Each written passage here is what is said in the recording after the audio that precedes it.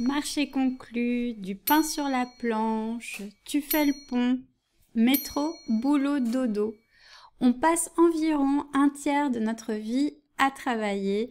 Le travail, c'est un sujet qui a donc une grande importance.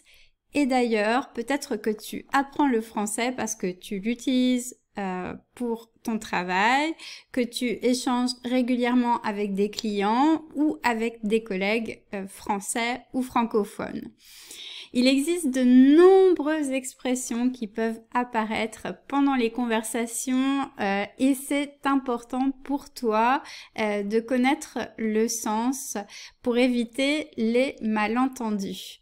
Si tu dois assister à une réunion avec des Français ou partir pour une mission ou faire un stage dans une entreprise, dans cette vidéo, tu trouveras beaucoup de mots ou d'expressions qui seront très utiles pour bien comprendre les conversations et même, pourquoi pas, parler comme un pro. Comme d'habitude, tu peux télécharger le PDF de cette leçon gratuitement en cliquant dans le lien qui se trouve dans la description de cette vidéo. Sans plus attendre, on commence. Avoir du pain sur la planche, avoir beaucoup de travail à faire. Par exemple, après la réunion, j'ai du pain sur la planche avec tous ces rapports à terminer. Métro, boulot, dodo. Ici, c'est plus comme un slogan qu'on entend assez souvent dans les médias ou dans le quotidien. C'est pour décrire la routine des Parisiens.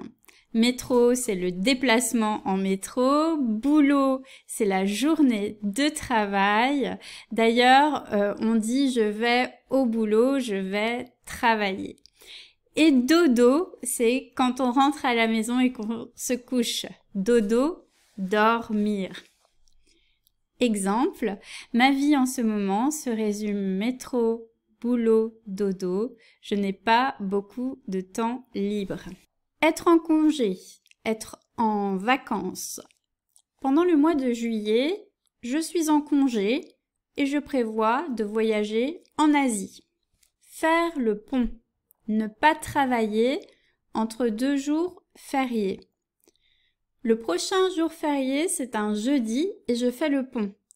Je vais enfin profiter d'un long week-end. Marché conclu. Nous sommes d'accord sur toutes les conditions. Marché conclu. Avoir un poil dans la main. Être paresseux. Mon collègue a un poil dans la main. Il évite souvent les tâches difficiles. Se tourner les pouces. Cette expression a un sens assez proche de l'expression précédente. Ça veut dire paresser, rester à ne rien faire. Arrête de te tourner les pouces et viens m'aider. Travailler pour des prunes ou des cacahuètes. C'est travailler pour rien ou travailler sans salaire. Après des heures supplémentaires non payées, j'ai réalisé que je travaillais pour des prunes. Travailler d'arrache-pied. Travailler très dur. Pour terminer ce projet à temps, je n'ai pas le choix. Je dois travailler d'arrache-pied, même le week-end. Avoir les dents longues. Être très ambitieux. Depuis qu'il est jeune, il a les dents longues. Il a toujours voulu devenir PDG. Avoir le bras long. Avoir beaucoup d'influence ou de pouvoir dans son milieu. Grâce à son réseau, il a le bras long dans l'industrie et peut obtenir des opportunités uniques. Être mis à la porte, être congédié ou plus familièrement être viré. C'est une expression familière, être viré. L'expression synonyme, c'est se faire licencier. Malheureusement, après la restructuration, de nombreux employés ont été mis à la porte. Placer la barre trop haut. C'est fixer un objectif très difficile à atteindre. Le chef a placé la barre trop haut. On n'arrivera jamais au résultat demandé. Aller droit au but, s'exprimer franchement, s'exprimer directement sans perdre de temps.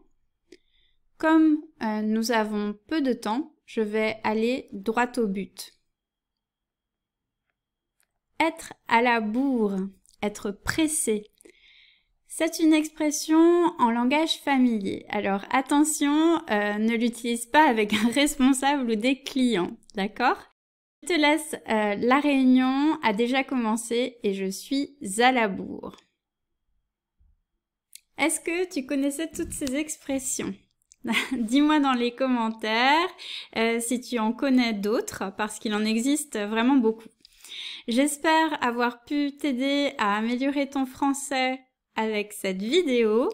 N'oublie pas de télécharger le PDF en cliquant sur le lien dans la description pour garder avec toi toutes ces nouvelles expressions. Et si tu as aimé la vidéo, donne un petit pouce, abonne-toi à la chaîne. En attendant de te lire dans les commentaires, je te dis à très bientôt dans une prochaine vidéo. Ciao, ciao!